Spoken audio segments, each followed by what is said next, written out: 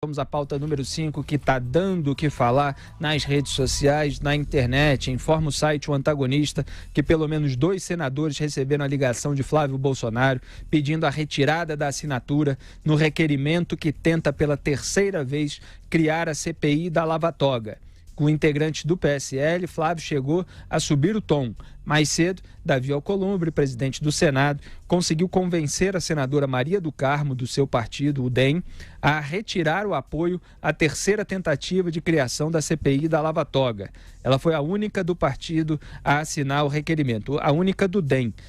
Com a retirada da assinatura de Maria do Carmo, o requerimento que tenta pela terceira vez instalar a CPI deixou de ter as 27 assinaturas necessárias para ser protocolado. Então tem o mínimo lá de 27 assinaturas, está havendo essa pressão nos senadores para retirarem as assinaturas. A Maria do Carmo foi a penúltima, se eu não me engano, as duas últimas foram a Maria do Carmo e a Maria do Carmo do DEM e a Mara Gabrilli do PSDB. Então a Maria do Carmo aí já tirou, só que acabou de sair a notícia também, e aí eu atualizo essa parte, que os senadores já estão dizendo, aqueles que defendem a instalação da CPI da Lava Toga, que obtiveram uma nova assinatura para compensar a retirada do apoio da Maria do Carmo do DEM de Sergipe, aliás. Só que eles não estão dizendo o nome desse senador, justamente para que o senador não seja pressionado a retirar a assinatura. Então, quer dizer, o mínimo ainda teria sido alcançado. O Alessandro Vieira, autor da solicitação da CPI, corre atrás de mais assinaturas para apresentar a proposta. Ao mesmo tempo, Davi Alcolumbre continua entrando em contato com signatários para tentar novas baixas. Nesta segunda, o coronel Tadeu confirmou no Twitter que Toffoli e Alcolumbre estariam pressionando parlamentares para tirar assinaturas da comissão. Depois, ele apagou a mensagem. Quem está acompanhando pelo YouTube está vendo o print que está circulando nas redes sociais, a conta verificada do deputado coronel Tadeu. Ele falou ali, inclusive, que a juíza Selma, senadora do PSL, foi informada de que, se não retirar a assinatura, poderá ter a cassação do seu mandato confirmada pelo TSE. Quem é que tem poder para fazer esse tipo de ameaça? De se não tirar a assinatura, vai ter a cassação confirmada no Tribunal Superior Eleitoral. É gente muito poderosa, se isso aconteceu da maneira que o coronel Tadeu colocou ali. Então o jogo é sujo mesmo. Aliás, a gente sabe, Zé Maria, que é uma tradição no Brasil, o pessoal bota nome em assinatura de CPI e depois vende a retirada da assinatura. Então tem interesses aí também desse pessoal que fica de ioiô no meio desse jogo sujo. E eu vou só complementar, Zé, já vou ler a pauta seguinte, porque é tudo a mesma pauta para a gente ter o quadro geral para poder comentar. Porque agora há pouco, o deputado Luciano Bivar, presidente nacional do PSL, partido do presidente Jair Bolsonaro, confirmou ao Antagonista que Flávio Bolsonaro está, em nome do PSL, articulando para tentar barrar a terceira tentativa de criação da CPI da Lava Toga. O filho de Bolsonaro tem ligado para colegas pedindo a retirada de assinaturas do requerimento. Abro aspas para o Luciano Bivar, presidente do partido. O Flávio é o líder do partido, ele falou isso, só que o líder, na verdade, é o Major Olímpio, tá? Quando ele pede, ele, Flávio, está respaldado em cima do partido, com certeza. Fecho aspas para o Bivar. O site perguntou se essa postura não reforça a percepção da existência de um acordão em Brasília. O Bivar respondeu, aspas, não existe acordão, existe o justo, o correto. Não existe nenhuma coligação. O que a gente quer é a governabilidade. Não adianta você ir contra os outros poderes. O PSL não tem esse sentimento. Fecho aspas. Foi o que respondeu Luciano Bivar. Perguntaram também se não é estranho o fato de logo ele, Flávio Bolsonaro, tomar a frente desse assunto no Senado, sendo que o Flávio estava sendo investigado até o Dias Toffoli suspender a investigação.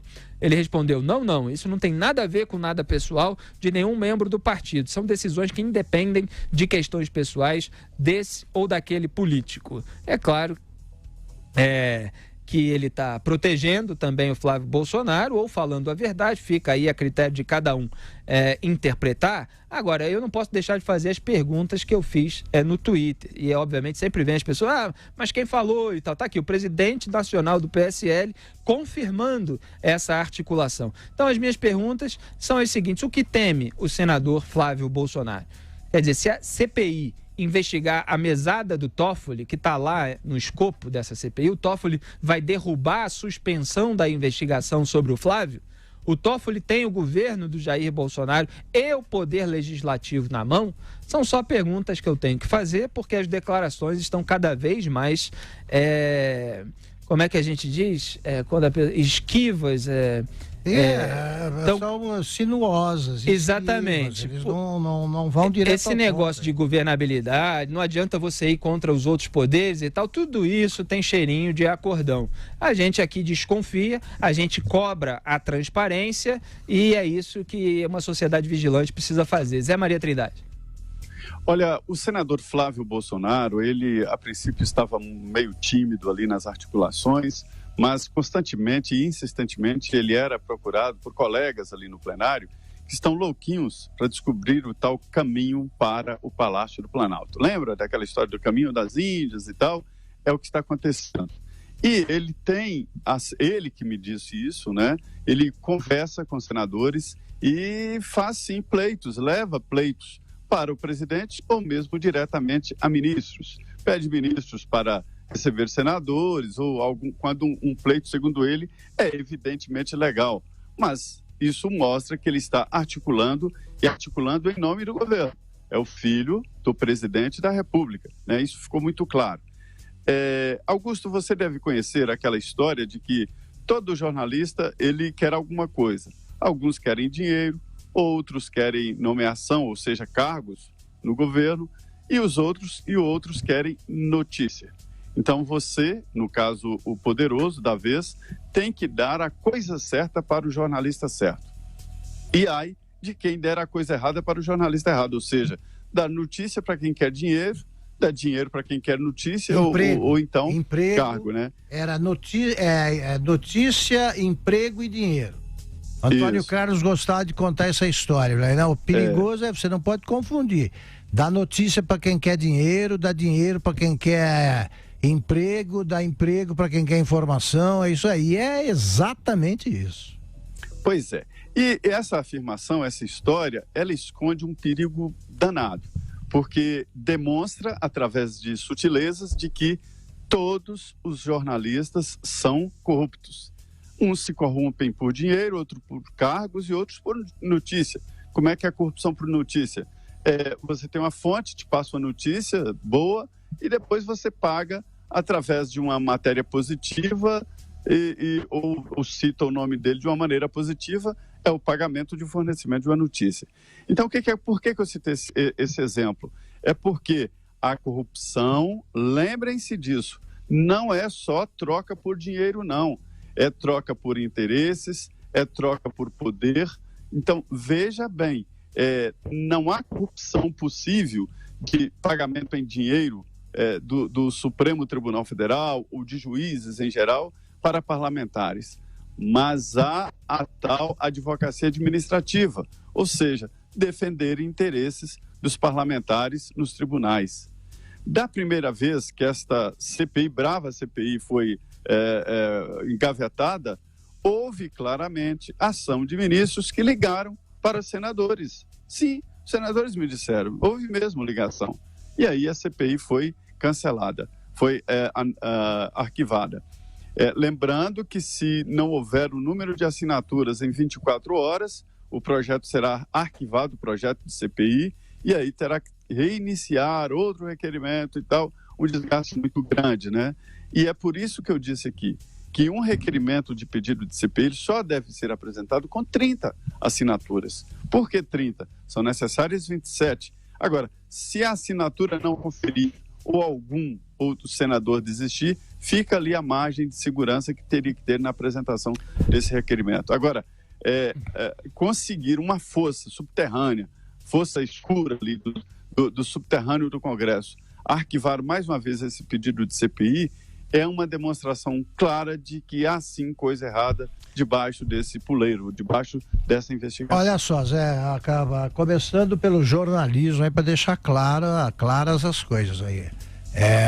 Eles podem achar isso, nem todos os jornalistas são corruptos, não. Nós, por exemplo, não somos. Por quê? Eu não barganho notícia, não.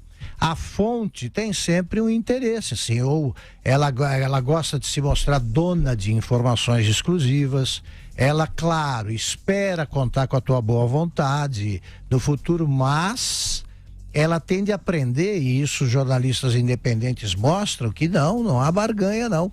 Não quero nem emprego, nem dinheiro, quero notícia, informação. E se o sujeito tentar, isso já aconteceu, o sujeito tenta enrolar aí e planta uma notícia como se fosse uma mentira, né? Como se fosse verdadeira, aí eu digo quem foi. Esse negócio de sigilo da fonte, para mim, é relativo. Mentiu, não merece mais ser fonte, eu falo. Agora, voltando a esse caso aqui, olha aqui, quem retira a assinatura ou de um requerimento desses, ou vai vender voto mesmo, como dissemos aqui, ou é covarde, né? É um pusilânime, é um tipo de política que eu desprezo profundamente. Vamos lembrar muito o nome da senadora Maria do Carmo, claro, que retirou a sua assinatura, principalmente se ela não colocar de novo. Ficará marcada ou aqui vendeu, essa lembrança. Ou se acovardou. Agora, aqui tem uma prova do crime. O coronel Tadeu está confirmando no Twitter que o Toffoli e o Alcolumbre estariam pressionando parlamentares. Isso é crime. E isso é interferência em outro poder, feita pelo Toffoli e outros ministros, inclusive do Tribunal da Justiça Eleitoral, que, como diz aqui o Luciano Bivar, diz assim, o PS... não adianta você ir contra os outros poderes, não. Eles estão atuando juntos para praticar um crime, para castrar o Senado, que é isso que está acontecendo. Isso é um absurdo. Isso mostra que existem ministros do Supremo com medo da lava-toga e senadores com medo de melindrar o Supremo. Exatamente. Porque tem culpa no cartório. Então... É uma aliança entre corruptos do judiciário e do legislativo, o que torna muito lamentável. Aí não reclamem, não me venham com desculpas os que têm chefe e não pessoas que admiram, líderes e tal, e que têm que ser escrutinados como qualquer pessoa. Torna profundamente lamentável essa ação do Flávio Bolsonaro, se ela é real. O Jair Bolsonaro foi eleito presidente da República também porque ele passou uma nítida imagem de quem combateria a corrupção a qualquer preço. É caso pessoal, sim, não há outra explicação para essa atitude do senador Flávio Bolsonaro. Por que ele precisa agradar o Supremo? Que espécie de favor ele está esperando? E mais, vou fazer uma advertência aqui que lamentavelmente será confirmada, não porque eu sou profeta, mas porque a realidade é assim. Se alguém cometeu algum crime, no Brasil pós-Lava Jato, que continua, esse crime será descoberto. Não pode adiar, pode fazer alianças que atrapalhem, mas a verdade virá à tona. Não adianta nada, isso só acaba com a imagem e depois com carreiras. Então o que eu sugiro é o seguinte, é bom olhar as coisas como as coisas são e é bom saber que o povo anseia por uma CPI da lava-toga, porque como sabem perfeitamente os senadores, há vários juízes que merecem plena desconfiança do país. Eu lembrei a palavra que eu estava procurando, Augusto, para falar das respostas evasivas. É isso que sempre deixam aquela desconfiança no ar, principalmente quando se fala em nome da governabilidade. O presidente de um partido que foi o escolhido pelo então candidato à presidência da República, Jair Bolsonaro, para se candidatar por esse partido e que teve um discurso de campanha contra o establishment. Quando você fala que você não quer enfrentar outros poderes em nome da governabilidade, você dá a entender que todos estão se tornando establishment, né? Isso é o presidente do partido falando. Eu estou aqui dirigindo minhas críticas a esse discurso, como fiz no caso da entrevista do ministro Jorge Oliveira a Cruzoé e também de declarações do indicado à PGR, Augusto Aras. São declarações que eu considero muito ruins, porque quem falava sobre a governabilidade e eles não sabem o que é preciso fazer para ter governabilidade nesse país era o Lula. Né, Augusto? É isso aí. Que praticamente nas entrelinhas estava lá justificando todos aqueles métodos espúrios para que se tivesse governabilidade. Porque o PT, para ter governabilidade, comprou parlamentares com dinheiro do mensalão. Então pagava lá a mesada para os parlamentares aprovarem aquelas medidas propostas pelo governo.